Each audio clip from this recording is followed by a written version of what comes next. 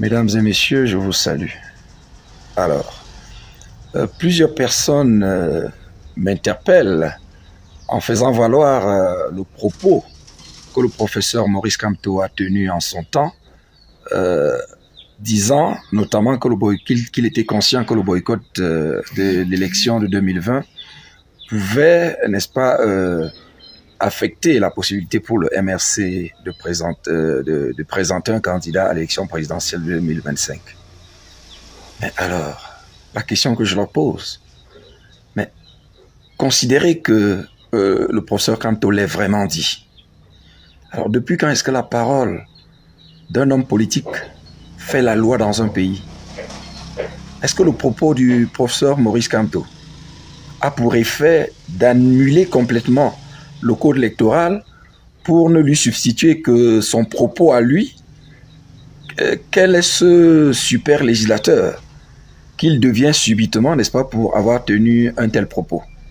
Non, soyons sérieux.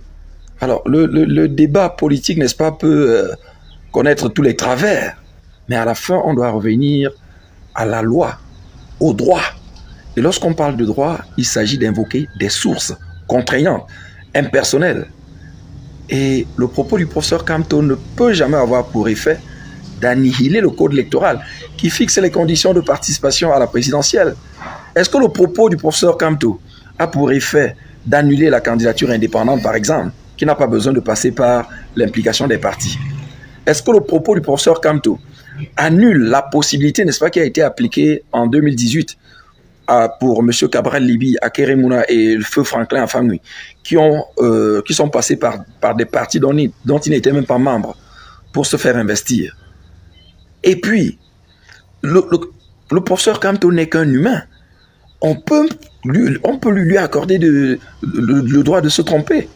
Alors, il peut s'être trompé, parce qu'en son temps, mais personne n'a pas eu le temps d'analyser, n'est-ce pas, le lien qu'il pouvait y avoir entre l'alinéa 2 de l'article 121 et l'article 15 de la Constitution camerounaise, pour relever sa contrariété par rapport au texte constitutionnel, qui aujourd'hui a pour conséquence de rendre cet alinéa 2 de l'article 121 non écrit. Alors donc, vraiment, je dis, il ne faut pas que la mauvaise foi soit poussée à l'extrême. Le propos d'un homme politique n'a pas pour effet, n'est-ce pas, d'annuler tout le dispositif légal existant pour ne lui substituer, n'est-ce pas, que ces paroles-là. Et donc, si ceux qui essaient de le dire sont cohérents, mais qu'ils considèrent également le propos tenu aujourd'hui par le professeur Kamto, qui dit que sa candidature est valable, arrêtez le boudon à ça. Et considérez donc qu'aujourd'hui, il vous dit que sa candidature ne souffre d'aucun grief.